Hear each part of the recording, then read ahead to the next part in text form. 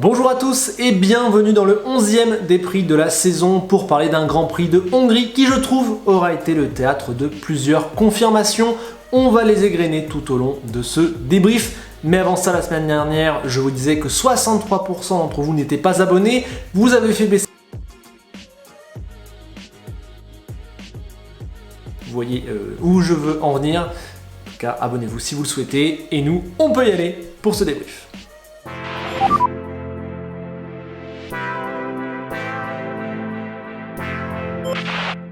Bon, première confirmation, cette F1 2023 est incroyablement serrée. En qualif, les passages se font pour 1, 2 ou 3 millièmes par instant. Il n'y a qu'une seconde entre la meilleure et la pire voiture.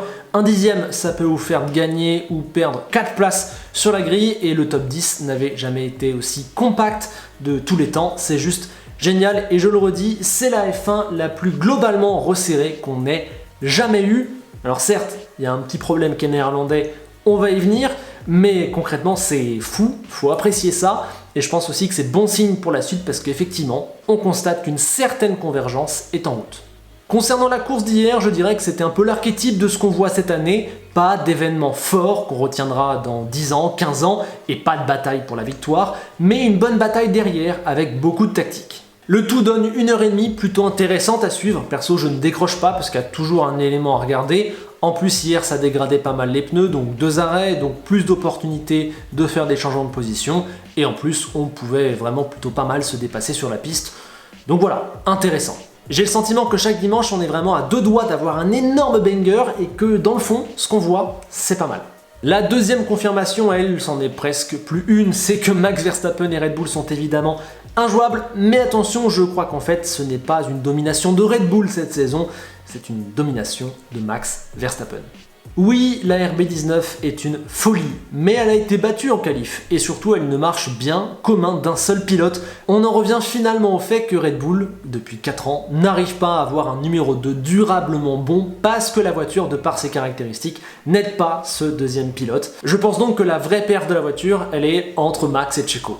Checo la sous-performe, Max la surperforme, et dans les faits, il ne dominerait pas autant si le pilote c'était pas Max. Pour moi, il est juste beaucoup trop fort, ça en est indécent. La propreté, la sérénité, c'est une machine et je pense que maintenant, on doit juste attendre quelques années pour pouvoir se retourner sur ce qu'il a fait et se rendre compte vraiment de la hauteur de sa performance.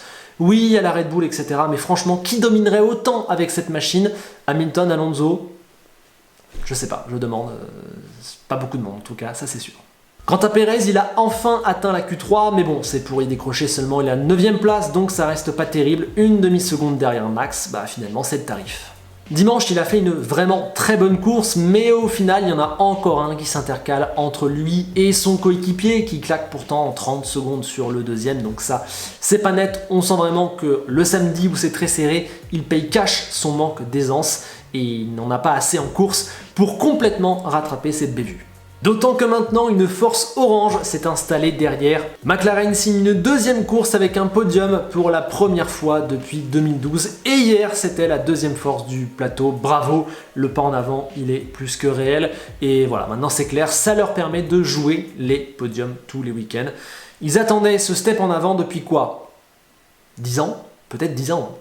Bah du coup, Lando Norris, il continue d'être absolument génial, encore deuxième et encore parfaitement parfait, je ne tarie pas d'éloges pour lui, vous le savez. Il s'est fait passer par Piastri au départ, mais il a repris la position grâce à un undercut. Pour moi, pas de problème, je pense pas que McLaren l'ait fait exprès, simplement Lando devait couvrir Hamilton qui venait juste de s'arrêter, et vu que c'était les premiers arrêts, on a découvert à ce moment-là que l'undercut était vraiment très puissant.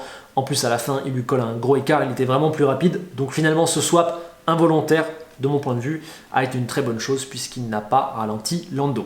Malgré tout, n'enlevons rien à Piastri qui, pour sa 11e course en Formule 1, a encore été fabuleux. 4e sur la grille, seulement 2 dixièmes derrière un Top Gun, à mon sens, qui est Lando Norris, et auteur d'un nouveau départ juste monstrueux puisqu'il était 2e au premier virage. Son premier relais a vraiment été top, mais sur les 2 derniers tiers de la course, il a réellement souffert puisqu'il a fini assez loin, au final 30 secondes derrière Lando Norris. Malgré tout, j'ai aussi du mal à lui en vouloir, puisqu'il a évidemment très peu d'expérience, il ne connaît pas les pneus qui dégradent, il n'a jamais joué dans les hauteurs de ses classements, et il avait aussi des dégâts suite à la petite sortie de piste lors du dépassement avec Pérez. Donc l'un dans l'autre, je trouve que c'est que du bon pour l'Australien, même si Lando Norris fait une différence, montre une différence de niveau, on voit clairement qu'il est meilleur à l'instant T. Mais franchement, rien de grave, c'est même plus que logique et on espère juste que les choses vont se décoincer pour le premier podium d'Oscar parce que voilà, les petites frustrations comme ça peut arriver alors que pourtant il n'y a absolument aucune raison de paniquer, c'est que du prometteur. Mais avec tout ça, n'oublions pas que le grand fait de ce week-end, c'est probablement la 104e pole de Lewis Hamilton, 19 mois après Jeddah 2021, et pour seulement 3 millièmes devant Max, alors qu'il a complètement foiré son dernier virage, c'était fou. Un moment fort, incroyable, on ne s'y attendait pas, on ne s'y attendait plus, ça faisait très longtemps, une première ligne Max-Lewis en plus, c'était génial. Malheureusement, Lewis, il a un petit peu tout gâché avec un départ pas mauvais mais moyen, puisque Verstappen se monte vite, les roues à sa hauteur, du coup il ne peut pas fermer la porte et Max a bien pu l'emmener au large au virage, ce qui a ouvert l'intérieur pour Piastri. Ensuite c'est Norris qui s'est infiltré au virage 2, où là je trouve par contre que Lewis a été peut-être un petit peu plus tendre, il aurait peut-être pu être 3e plutôt 4e à la fin de ce premier tour. Et derrière, sa Mercedes a semblé en retrait, d'ailleurs c'était le sens de ses commentaires à l'arrivée, qui lui manquait du rythme, mais à la toute fin, l'équipe s'est décalée un petit peu de son dernier arrêt pour finir avec des gommes plus fraîches que les autres, et là il a été très rapide, il a repris une quinzaine de secondes en une dizaine de tours à Pérez et à Norris, vraiment très impressionnant. C'est donc un week-end avec beaucoup de positifs à l'arrivée, puisque bon, il y a une pole, il y a un rythme de taré sur une bonne partie de la course, mais je pense qu'il manque l'essentiel. Le podium. Je crois clairement que hier, le podium c'était entre les mains de Lewis et qu'il l'a un petit peu perdu à cause de son départ. Dommage. La bonne perf des flèches d'argent se voit aussi dans la remontée de Russell, qui, parti 18e, arrive à finir devant les deux Ferrari. Gros dimanche de George qui peut donc être très frustré de la Q1 où il a été envoyé en piste dans le trafic au mauvais moment et il n'a donc pas pu passer, c'était pas bien optimisé. Il n'aurait jamais fini devant Leclerc si le Monégasque n'avait pas connu tous ces soucis sur lesquels on va venir, mais arrivé à largement dominer Carlos Sainz alors que ce dernier était 6e au premier virage, je trouve quand même que ça en dit long sur la course de George, mais aussi sur le niveau de Mercedes hier. Alors par contre, j'ai beaucoup de mal à tirer des conclusions sur Mercedes parce que ce regain de forme, j'ai l'impression qu'il est surtout dû au circuit puisque la W14 est bonne là où la W13 était déjà bonne, signe que peut-être dans le fond rien n'a vraiment changé, en tout cas il manque toujours cette compréhension globale et cette avancée globale pour revenir tout devant. En plus on a Andrew Chauvelin qui a déclaré cette semaine que la nouvelle ère aéro avait désarçonné l'équipe et l'avait obligé à revoir tous ses outils et tous ses modes d'analyse. Et du coup, tout n'est pas encore rattrapé à ce jour.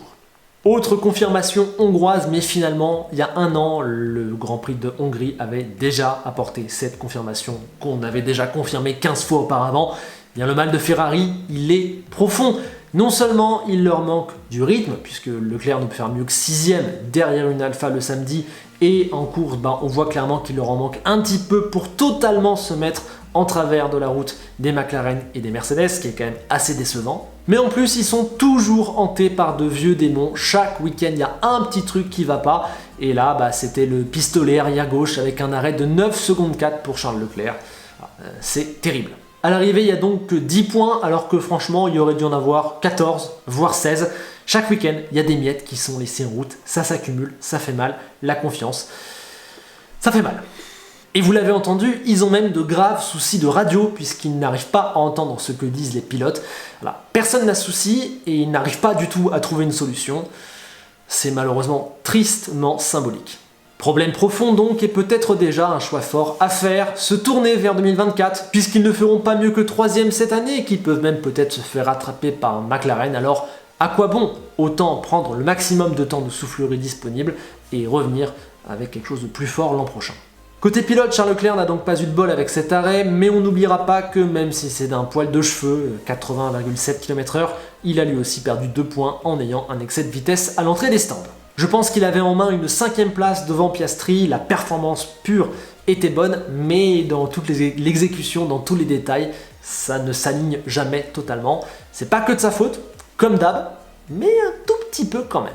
Carlos, lui, n'a pas été mauvais, mais dans le dur. Samedi, il se stoppe en Q2, seulement 1 dixième et demi derrière Leclerc, mais tout de même, Et ensuite, après un départ exceptionnel, ça clairement il faut le dire, il passe de 11 à 6, eh bien il a eu vraiment du mal sur le rythme où il n'a absolument pas tenu le clair, hormis sur les 10-15 derniers tours où là ils étaient quasiment à égalité. Terminer derrière son coéquipier alors qu'au premier virage vous êtes 5 et 6 et qu'il va se prendre 5 secondes de pénalité et faire un arrêt 7 secondes trop long, ouais, ça montre que t'es dans le dur. Dur, c'est un mot qui correspond aussi à Alpine, qui a eu la confirmation qu'elle était en panne dans cette saison 2023. La double élimination en Q2 est un terrible révélateur de leur écart avec ceux qui réussissent. Vraiment, ça a été un petit coup de massue. On sent qu'ils ne savent plus quoi faire, qu'ils n'ont pas la clé pour réavancer dans cette saison et ça commence à se voir dans l'attitude des pilotes qui sont un petit peu désabusés, sans solution et qui font un petit peu la tronche. On les comprend, ça doit être compliqué. Et puis en plus, ils n'ont pas eu de chance au départ parce qu'ils font un super départ, ils se prennent une rafale par derrière qui les élimine tous les deux l'un dans l'autre. Ils y peuvent rien et l'image est catastrophique. Je pense qu'en termes de rythme, ils auraient peut-être pu se battre avec Aston pour les places 9 à 12. C'est pas glorieux, ça aurait été mieux qu'un double abandon. On est d'accord. Et par-dessus le marché, on rajoute l'éviction de Laurent Rossi qui était arrivé comme ça, jeudi d'un coup, et on obtient une bonne grosse crise à la fois de résultats, de confiance et de projets. Renault, Alpine, tout ça c'est un petit peu un éternel recommencement. C'est assez frustrant, on va essayer prochainement de faire une vidéo un peu détaillée dessus pour comprendre ce qui se passe et voir comment ça peut avancer dans le futur. Énième confirmation, je ne les compte plus dans cette vidéo, Aston Martin est bien dans le dur dans cette saison 2023. Le Hungaroring était pourtant sur le papier un circuit qui était censé leur convenir, un peu typé comme Monaco où ils avaient été très très bons, on ne les a pas vus. Ils étaient la 5e force, ils ont largement laissé filer McLaren, Mercedes & Co. Ils n'étaient même pas du tout capables de jouer et d'embêter les Ferrari, même Sainz qui était plus en difficulté, et ils ont arraché seulement les 2 dernières places rémunératrices. La courbe de la saison, elle est très claire, elle ne fait maintenant que descendre. C'est à se demander s'ils arriveront à remonter sur ne serait-ce qu'un seul podium d'ici à Abu Dhabi, parce que franchement ça va pas du tout. À l'image de Ferrari, j'aurais tendance à leur conseiller de se tourner le plus tôt possible vers 2024. Certes, c'est une déception, mais il y aura quand même une bonne place à l'arrivée au classement, mieux que l'an passé, et 2023 aura été une réussite puisqu'elle aura montré les capacités de l'équipe. Maintenant qu'ils sont à l'arrêt, je pense que c'est peut-être le bon moment pour se rappeler que le projet il est plutôt moyen-long terme et donc se focaliser là-dessus. Allez, on passe comme toujours aux autres de cette saison 2023 et j'utilise ce terme car la séparation elle est très claire. Il y a 4 équipes qui ne peuvent pas marquer de points le dimanche. Clairement, parfois on a des petits exploits, notamment via Williams qui selon les circuits arrive à faire des choses, mais là les caractéristiques du Hungaroring étaient bien trop dures, fallait bien trop d'aéro et bien trop de capacité à gérer les pneus, ils ne pouvaient pas. Albon termine tout de même 11e, j'ai été assez surpris, ils s'en sont bien sortis, notamment grâce à une stratégie qui leur a donné de l'air libre. Sargent lui a quand même plus galéré, on sent le petit gap et en plus il nous a sorti ce petit spin à la fin. L'événement du week-end, c'était quand même le retour de Daniel Ricciardo. Eh bien écoutez, pour en dire un mot, je l'ai trouvé parfait. Aucune trace de la moindre petite chose négative à dire sur lui et c'est tout ce qu'il lui faut. Il a même devancé Tsunoda tout le week-end, certes pour seulement 3 millièmes le samedi, mais tout de même, je ne m'y attendais pas. Et ensuite, sa course est top malgré ce premier virage où il se fait rentrer dedans. En prime, il a eu de très bonnes sensations et il s'est senti capable de pousser dans la voiture, ça c'est vraiment excellent pour la suite. D'entrée de jeu, ça semble avoir plutôt bien cliqué et on sait qu'il marche à ça. Au final, son résultat brut dans une pauvre AlphaTauri, on s'en fiche. Lui, ce qu'il lui faut, c'est apprentissage, confiance et bonne image. Ce week-end, il a eu les 3. Forcément en face, Yuki Tsunoda peut tirer la tronche puisque lui, c'est exactement ce qu'il ne lui faut pas. Alors ok, il n'y a que 3 millièmes en Q1 et ok, il y a un arrêt raté par l'équipe en course, mais s'il veut rester, s'il veut montrer sa valeur à Red Bull, il faudra faire bien mieux que ça. Il faudra qu'il montre qu'il est le patron d'AlphaTauri, que face à Ricciardo, il peut largement résister. Là franchement, ce week-end, il n'avait absolument pas les épaules et s'il veut ne plus avoir de contrat dans 11 courses, je crois que c'est ce genre de performance qu'il faut qu'il répète. En tout cas, je pense que c'est Iwasa et Lawson, auteurs de très bonnes perfs dans leur catégorie, qui se frottent peut-être les mains en vue de 2024. Attention Yuki. Sinon les amis, miracle, Alfa Romeo a montré signe de vie. Comme ça, sorti de nulle part, 5 et 7 en qualif. Incroyable, je ne suis même pas sûr qu'eux-mêmes savent d'où ça sort. Mais c'était fou, c'était magnifique, c'était beau. Bon, par contre, on va être clair, le dimanche soir, il y a le même résultat, 0 points. Certes, beaucoup s'est joué au départ, mais je pense quand même que niveau rythme, il n'aurait pas pu espérer quoi que ce soit, et ça en est presque triste. Alors, évidemment, on va parler de Guan Yu Zhou, qui nous a autant régalé avec cette superbe qualification, qu'horrifié avec ce départ doublement manqué. Il est à 2 doigts de caler, incroyable, il a déjà perdu 9 places quand il arrive au premier virage, et puis il va nous rater le frein complètement pour envoyer Ricciardo dans les Alpines. La catastrophe, et au final un gâchis énorme, parce que je pense qu'il avait là une rare occasion de faire parler de lui en bien, mais même de faire parler de lui tout court, parce qu'on ne l'entend jamais, il l'a gâché, et peut-être que son siège pouvait être totalement sécurisé avec un top week-end. Va falloir encore se battre. Bottas lui a été battu le samedi et nous a encore fait un départ frileux. Il était 7ème sur la grille, mais à la fin du premier tour, il était déjà hors des points, donc course déjà terminée. Et puis évidemment, après, on ne l'a plus du tout vu. C'est donc quand même un week-end qui au final, je pense, sera plus frustrant que heureux pour Alpha. Certes, 5-7, c'est ouf, mais je pense que le dimanche t'a montré qu'en fait, t'avais quasiment aucun espoir dans cette saison parce que tu peux rien faire. T'es beaucoup trop faible. Dommage, c'était une occasion de scorer, il n'y en aura peut-être que une ou deux d'ici à la fin de la saison. Et puis enfin on a As qui a été vraiment, comme d'habitude, je pourrais vraiment copier-coller chaque week-end. Encore une Q3 grâce à un exceptionnel Nico Hülkenberg, on le sait, sur un tour elle peut sortir quelque chose, mais dès qu'on arrive en course, au niveau du rythme, au niveau des tenues de gomme, c'est la catastrophe, surtout quand il fait chaud comme c'était le cas là. Voilà, et puis encore une fois, Kevin Magnussen s'est pris une pilule en qualif, une demi-seconde, et aussi en course, à aller comparer les temps, il était nulle part. Complètement, et je le disais la semaine dernière dans la vidéo Mercato, si j'étais As, je serais en train d'essayer d'activer d'autres options pour tenter de le remplacer, voir s'il n'y a pas possibilité d'avoir mieux.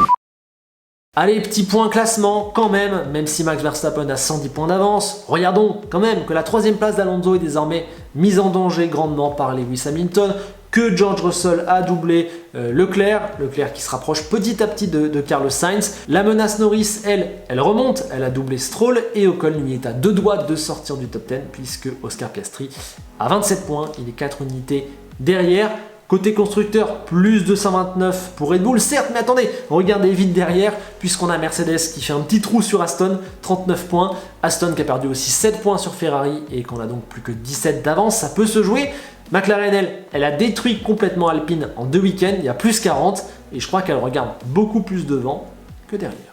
Les notes à présent, j'ai mis 20 à Max Verstappen parce que dire, 19 à Norris parce que brillant, Piastri aussi a été génial, Hamilton top, mais je pense qu'il a raté le podium, il aurait pu avoir un 18-19 s'il l'avait. Ricciardo, retour très très bon, Leclerc c'était bien, Russell il est remonté, bravo, malgré tout sa qualif m'empêche de le mettre beaucoup plus haut, Alonso bien, peut pas faire beaucoup mieux, mais sans être non plus époustouflant.